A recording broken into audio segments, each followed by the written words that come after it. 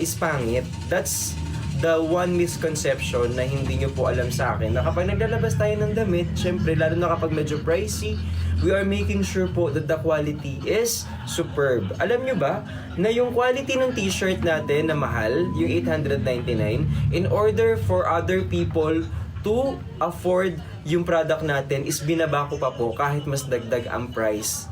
So pag nakita nyo po yung item na to, yung original price po talaga ng t-shirt ko na plain is nagkakahalaga ng 1,600, binababa ko po yan ng $899 kapag naka-sale. Pero right now po, para ma-afford po ng lahat yung item natin, thank you so much. Salamat po, Pif. Binagsak ko po siya ng $699 at nilagyan ko po siya ng design. Para at least pati po yung mga masa, syempre nagkulang po yung pera natin, afford po nila yung product.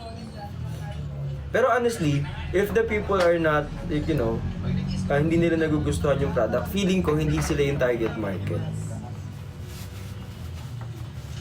Hi kay Ruby, thank you so much po. But that's okay. Wala din naman akong masasabing hindi maganda kasi every now and then, may mga hindi magkakagusto sa product natin. The only thing that we should do is napatunayan na maganda yung product.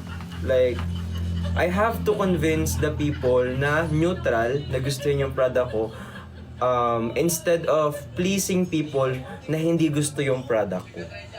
Kasi may hirapan ako na kumbinsihin silang maganda yung product ko kung ayaw nga nila sa akin. So you don't expect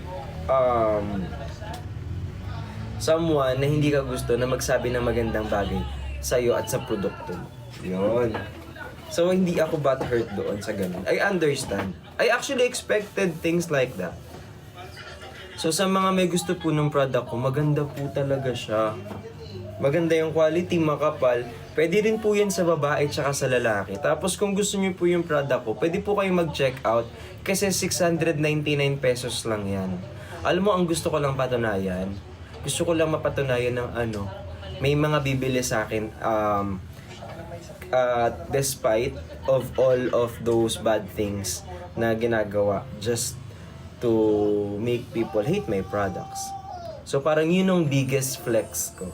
Ganyan. Kasi aside from those, may nag-check out pa din. So magandang bagay yun, di ba? Thank you po. 559. Yes, sobrang discounted natin kasi today. Kasi sa mga hindi nakakaalam, tomorrow po is March 3. So murang-mura po yung product natin today. Yes po, single. Ayan, pwede pong landiin. May inhaler pa po kayo. Wala po eh. Wala akong binibentang inhaler at the moment. Pero dati nagbenta ako eh. Thank you po. Done check out. Salamat. Hi Yoni. Mayora Joyce. Hi Arlinda. Thank you so much. Sino pang hindi nag-check out dito? May Jollibee kuya. Wala. Walang Jollibee. Alam niyo, namimiss ko ng magkulit-kulit. Hi Chichi! Chichi, meron ka na nung glory hole natin. Ito, sobrang ganda na ito. Total, wala namang gumagalaw sa mga butas nyo. Ito na po ang gamitin natin, yung glory hole. Ayan. Last piece ko na to. Thank you po sa nagbigay nito. Last ko na siya. Wala na.